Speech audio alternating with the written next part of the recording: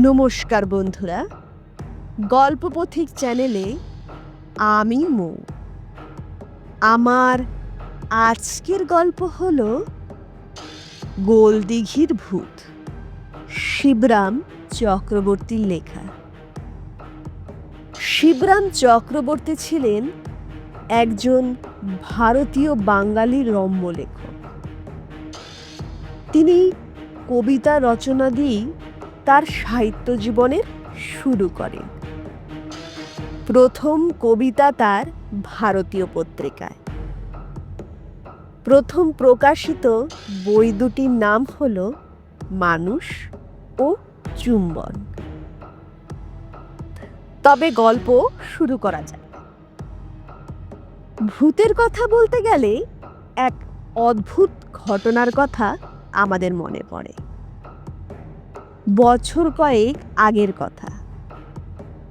তখন সবে এক দৈনিক পত্রিকার আপিসে সাংবাদিকের কাজে ঢুকেছি আমি। নামমাত্রই কাজ ছিল। রবিবারের কাগজে একটুখানি লিখতে হয় কি হাপ্তায়। আমার একটা আলাদা স্তম্ভই ছিল, তাহাতেই লিখতাম।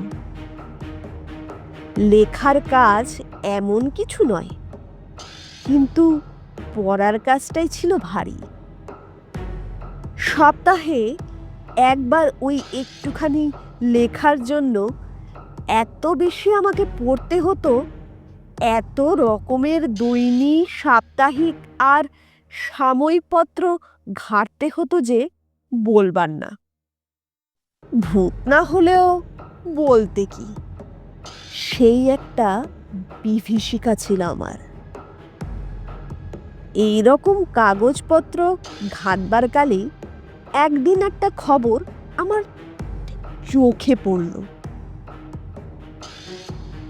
দৈনিকটির প্রেরিত পত্রের স্তম্ভে একজনের একখানা চিঠিও পেলাম। চিঠিখানি স্তম্ভিত করবার মতোই। পত্রদাতা লিখেছিলেন, সম্পাদক মশাই, আমরা গোলদিঘি এলাকার বাসিন্দে। কিছুদিন থেকে ভূতের উপদ্রব বড়ই উৎপীড়িত হচ্ছি।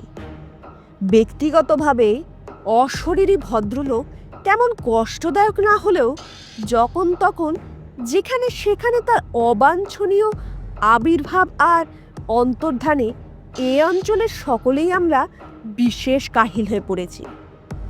ব্যাপারটা আমাদের প্লীহার পক্ষে খুব হিতকর নয়, এমনকি হার্টের পক্ষেও নয়। হার্ট যদিও পিলের মতোই সহজে চমকাবার ছেলে নয়, কিন্তু তাহলে ছেলের মতো ফেল করতে পারে তো। যাই হোক,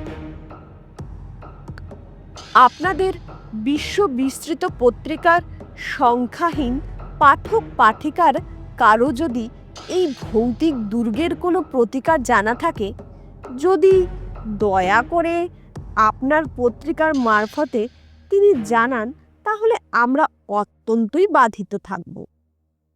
ইতি ইত্যাদি। কলকাতার বুকের ওপরেই ভূত, একটু অভূতপূর্ব কাণ্ডই বই কি।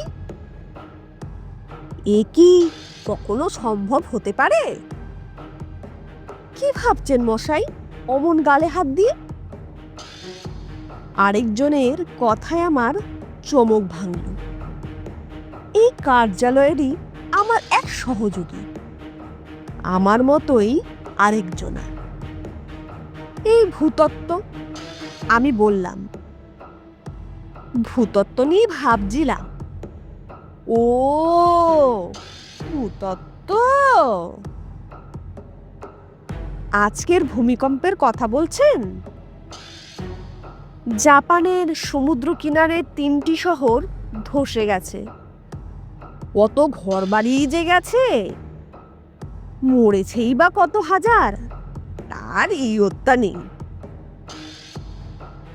বাস্তবিক এই ভূমিকম্পগুলো কেন যে হয় তার রহস্য আবিষ্কার করা।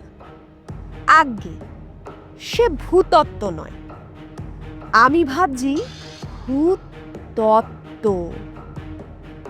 বাধা দিয়ে বলতে গেলাম, একই তো কথা।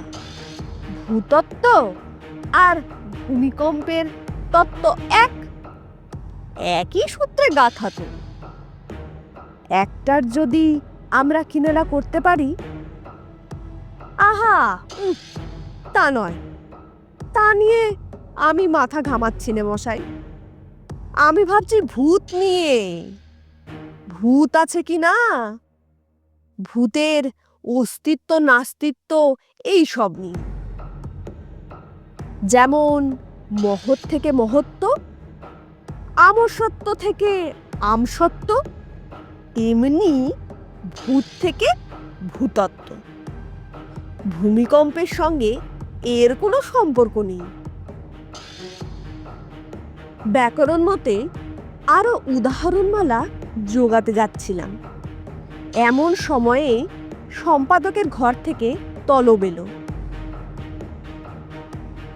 যেতেই সেই কাগজটার ভূতপূর্ব অংশটা তিনি পড়তে দিলেন। পড়ে দেখো।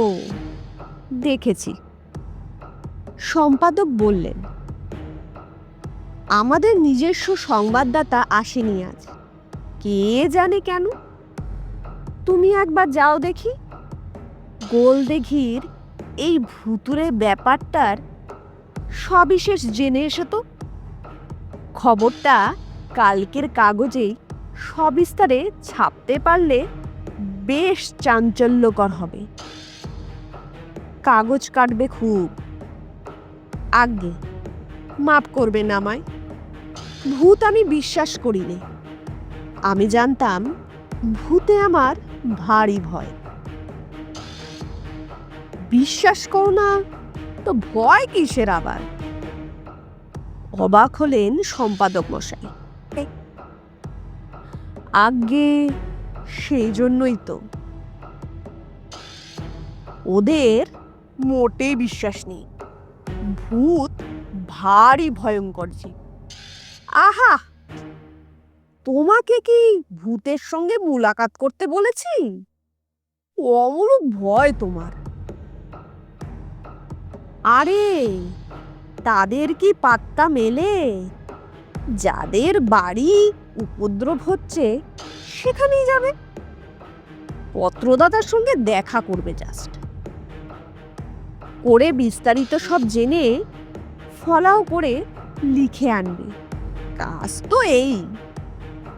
কিন্তু পত্রদাতার ঠিকানা তো কাগজে দেয়নি। আমি দেখলাম চিঠিতে লেখা নেই। আসল চিঠিতে আলবত ছিল, নইলে এই চিঠি ছাপতো না তো। কিন্তু সে ঠিকানা তো ওই কাগজের দপ্তর থেকে জানা চলে না। তাহলে যে ব্যাপারটা ওরা টের পেয়ে যাবে। আমরা যা করতে যাচ্ছি মালুক পেয়ে গেলেই নিজেরাই করে বসবে, আগে সব মাটি হয়ে যাবে। তাহলে আমার প্রতিধ্বনিত হয়, একটুখানি জায়গা তো গোলদিঘি, অঞ্চলটায় ঘোর ঘে। যাকে দেখবে একটু ভীত, ভাবিত আর সন্ত্রস্ত, পাকড়াবে অমনি। মুষড়ে পড়া কি ম্রিয়মান কেউ যদি তোমার নজরে পড়ে, ছেড়ো না তাকে। যদি কাউকে দেখো খুব বিচলিত, বুঝবে সেই তোমার এই পত্রদাতা, কিংবা এই পত্রদাতার মতোই অপর কেউ, ভূতের উৎপাতে উৎপীড়িত। বুঝেছ? আলাপ করে ভাব জমিয়ে আসল কথা আদায় করবে তার কাছ থেকে। এমন কি শক্ত কাজ বলো তো? তিনি তো আমায় চাঙ্গা করতে চাইছিলেন, কিন্তু আমার প্রাণ তো ঠান্ডা হয়ে এলো। নিজস্ব সংবাদদাতার পরশময়ী পদী বেগার ঠেলতে বিশেষত যার পিছনে এত ঠেলা মোটেই আমার ভালো লাগে না। তাছাড়া ভূতের ব্যাপারে উৎসাহ, এক কথায় ভূত উৎসাহ চিরকালই আমার কম। ভূতত্বে আগ্রহ কোনোদিনই আমার নেই। ভূতের ত্রিসীমানায় আমি বিরল। আনাচে কানাচে ভূতের গন্ধ পেলেই আমার ভোর দৌড়। আমি কি পারবো? তবুও আমি গাইগুই করি, পারবে হে পারবে। তুমি তুখোর ছেলে, তাই তো তোমাকেই এই গুরুভার চাপাচ্ছি। আজ্ঞে, আমার দ্বারা কি দুঃসাধ্য কাজ হবে? হবে হে হবে। অবশ্যই চালাক তুমি তেমন নও, কিন্তু তা না হলেও তোমার লাক আছে। তোমার ভাষাতেই বললাম কথাটা, তোমার ভাষা সহজে তুমি বুঝতে পারবে। সাদা বাংলা একটা কথা, এই এদিক ওদিকটা একটু ঘুরে ফিরে দেখবে চোখ কান খোলা রেখে। চাই কি দৈবক্রমে একটু চেষ্টা না হয় করতেই, হয়তো তোমার সঙ্গে লোকটার দেখা হয়ে যেতে পারে। এই নাও। এই বলে তিনি পকেট হাতড়াতে লাগলেন, তার নিজের পকেটটায়। হাতড়ে হুতড়ে খুচরো খাচরায় যা মিলল আমার হাতে সমর্পণ করলেন। এই নাও, টাকা 2-2.5 হবে। কাজটা সারার পর কফি হাউসে গিয়ে, গোলদিঘির কাছেই তো কফি হাউস, কফি টফি যা হয় খেয়ে নিও প্রাণ ভরে। এই নাও, টাকা 2-2.5 হবে। কাজটা সারার পর কফি হাউসে গিয়ে, গোলদিঘির কাছেই তো কফি হাউস, কফি টফি যা হয় খেয়েও প্রাণ ভরে। এতক্ষণে কাজটা আমার গা লাগে, যে আজ্ঞে বলে বেরিয়ে পড়ি। বউবাজার থেকে একেবারে বইয়ের বাজারে, কলেজ স্কোয়ারের স্টান। অলিঘলি ধরে ট্যাং ট্যাং করে তো পৌঁছে গেলাম গোলদিঘি। দিঘিটার চার কোনায় 2 চক্কর মারা যাক একবার, দেখি কাউকে ভীত ভাবিত বিচলিত বিড়ম্বিত দেখা যায় কিনা। বিকেল থেকে মেঘলা লেগেছিল আজ, তখন আবার টিপ টিপ করে বৃষ্টিও পড়তে লাগলো। গোলদিঘির গ্যাস বাতিগুলো টিম টিম করে জ্বলছে, আর আমি চক্কর মারছি তখনও গোলদিঘির চক্রান্তে। একটা একটা করে বাদামের খোলা ভাঙছি, গালে ফেলছি, আর ভালো করে তাকাচ্ছি। না, বাদামের দিকে নয়, লোকগুলোর দিকে। কাউকে যদি আমার সম্মুখে ভূতগ্রস্ত দেখতে পাই, কিন্তু দেখব কি? ভালো করে তো দেখতে না দেখতেই গোলদিঘি কেমন যেন ফাঁকা হয়ে গেল। জলটাও একটু জোরে এলো আবার। টিপ টিপ করে টপ টপ শুরু হলো।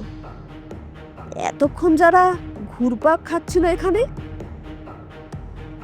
দেখতে দেখতে কোথায় গেল সব? জলের সঙ্গে হাওয়া হয়ে গেল নাকি? হ্যাঁ, ভূত নয় তো এরা সব আবার? আমার গা যেন কেমন ছমছম করে উঠল। ভদ্রলোক বলেছিলেন কাজ সারা হলে কফি হাউসে যেতে। 2.5 টাকা পকেটে নিয়ে আগে আমি সেখানে পা বাড়ালাম। যদি সেখানে সম্পাদক কথিত সম্প্রতি কফি, তো সে ভদ্রলোকের পাত্তা মেলে আমার। কফি হাউসই ফাঁকা। বদলার ধাক্কা এখানেও লেগেছে। এই বর্ষায় যে যার ঘরে বসে চা খেয়ে চাঙ্গা হচ্ছে, কফি হাউসে হানা দেবার গরজ বোধ করেনি হয়তো কেউ। বসলাম গিয়ে কাফের এক কোনায়,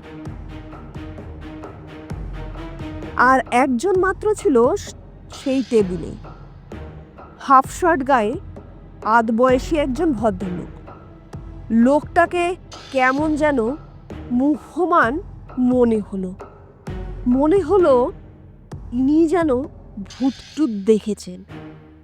অত্যন্ত সেই রকম মুখেরই ভাবখানা। তার কাছেই বসলাম তাই গিয়ে। বয় আসতেই এক পেয়ালা গরম কফি আর এক প্লেট পটেটো চিপসের হুকুম দিয়েছি। হঠাৎই কি বিশ্রী বাদলা করলো বলুন তো? ভদ্রলোকের সাথে ভাব জন্মাবার চেষ্টা করি, ভারী বিচ্ছিরি সত্যি। ভদ্রলোকও সায় দিলেন। এরকম আবহাওয়ায় চানাচুর আর ভূতের গল্প বেশ জমে, কি বলেন? কায়দা করে লোকটাকে পথে আনবার প্রয়াস করি। ভূতের গল্প? ভূতের আবার গল্প কি? ওর তেমন উৎসাহ দেখা যায় না। কফি আর চিপস এসে পড়ল আমার। চিপসের পাত্রটা এগিয়ে দিলাম ওর দিকে। যদি পটেটো দিয়ে পটানো যায় একটু। চিপস উনি ছুলেও দেখলেন না। বয়কে বললেন আইসক্রিম আনতে। আইসক্রিমও এসে গেল দেখতে না দেখতে। আপনি তো এই গোলদিঘির এলাকারই লোক, তাই না? এ অঞ্চলে আছেন অনেকদিন? প্রবীণ ব্যক্তি। দেখেছেন শুনেছেন অনেক। ভূত অদ্ভুত অনেক কিছুই আপনার চোখে পড়েছে, নয় কি? ভূত? গোলদিঘিতে ভূত? না মশাই, না, ভূত টুত কিছু নেই এখানে, 7 জন্মেও না।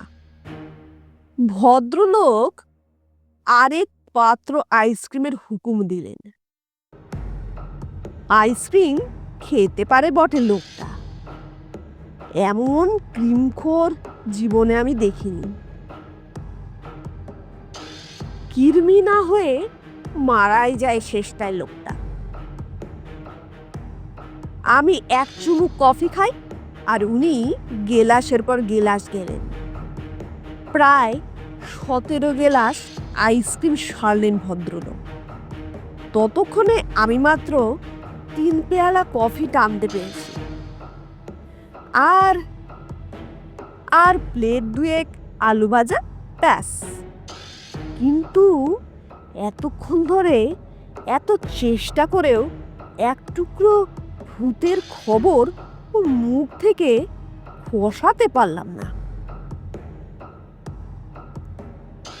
ওকে ভূত উৎসাহ করার সমস্ত অধ্যাবসায়ই আমার ব্যর্থ হলো।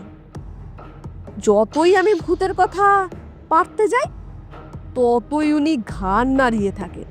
না না না, গোলদিঘিতে ভূত থাকে? এত গোলমালের মধ্যে ভূত কখনো তিষ্ঠতে পারে কলকাতায়?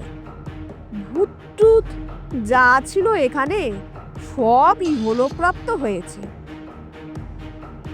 মরে যে মানুষ হয়ে গেছে সব।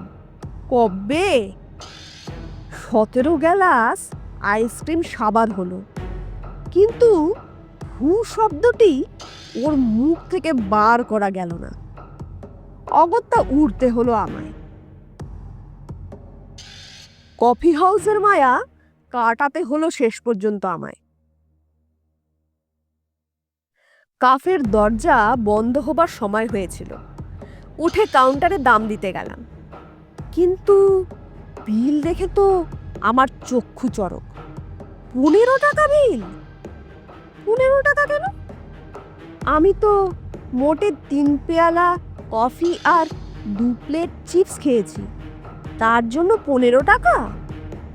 প্রবল কণ্ঠে আমি প্রতিবাদ করে উঠি। আর 17 গ্লাস আইসক্রিম সেটা খেলো কি? কফি হাউসের কর্মকর্তা সুধন, সে তো আরেকজন। জানাই আমি কি কানা ঘাস বেচতে বসেছি? চালাকি পেয়েছেন আমার সাথে? আমার টেবিলে আপনি ছাড়া আর অন্য কোনো লোক ছিল না। কেন? ওই ভদ্রলোক? আঙ্গুল দিয়ে দেখাতে গিয়েই দেখলাম উনি নেই। উঠে গেছেন কখন? কিন্তু এর মধ্যেই সরে পড়লেন কোথায় উনি? ব্যাপারটা আমার ভালো ঠেকল না। আমি বললাম, দেখুন মশাই, এই সব রসিকতা আমার মোটেই ভালো লাগে না। পকেটে সম্বল আমার মোট 2.5 টাকা, সেই আন্দাজেই আমি খেয়েছি। 15 টাকা আমি কোথায় পাবো? আমাকে বাধা রাখলেও অত টাকা দিয়ে খালাস করতে কেউ আসবে না। তাহলে তো পুলিশ ডাকতে হয়। বেয়ারিশ মাল তো থানায় জমা দেওয়াই দস্তুর। ইঙ্গিতের অপেক্ষায় ছিল শুধু। তার কথা না খসতেই বেয়ারাটা কোথার থেকে একটা পাহারাওয়ালা এনে খাড়া করেছে। যদ্দূর বেয়ারার কাজ হতে হয়, ব্যাপারটা আমি আরো পরিষ্কার করে বোঝাতে যাচ্ছি। পাহারাওয়ালাটা আমায় বাধা দিল, বলল, চলিয়ে থানে মে। থানে মে? थाने में क्यों जाबो? क्या किया? कॉफी खाया, उसका दाम दे दिया, चुका भी गया। फिर थाने काहे? কিন্তু কে শোনে কার কথা? পাহাড়ওয়ালাটা আমার ঘাড় পাকড়ালো, টেনে নিয়ে চলল আমায়। এমন সময় দেখি সেই ভদ্রলোক এগিয়ে আসেন মালকোচা মেরে, আমাকে সাহায্য করতেই এতক্ষণে। কিন্তু আমাকে না, পাহারাওয়ালা কি? পাহারাওয়ালা আমার গলদেশ ধরেছিল, তিনি এসে আমার তলদেশ ধরলেন। দুজনে মিলে চেনদোলা করে সিঁড়ি দিয়ে নামাতে লাগলেন আমাকে। তুম লোগ ক্যা করতা হে বলো তো? হামকো পা ছেড়ে দাও না। থানে মে কি আমি নিজে হেঁটে যেতে জানি নে? আপত্তির সুরে আমি বলি, রাষ্ট্র বাংলায় জগা খিচুড়ি বানিয়ে একাকার করি। तुम्हारा पायर पकड़ा कौन हो?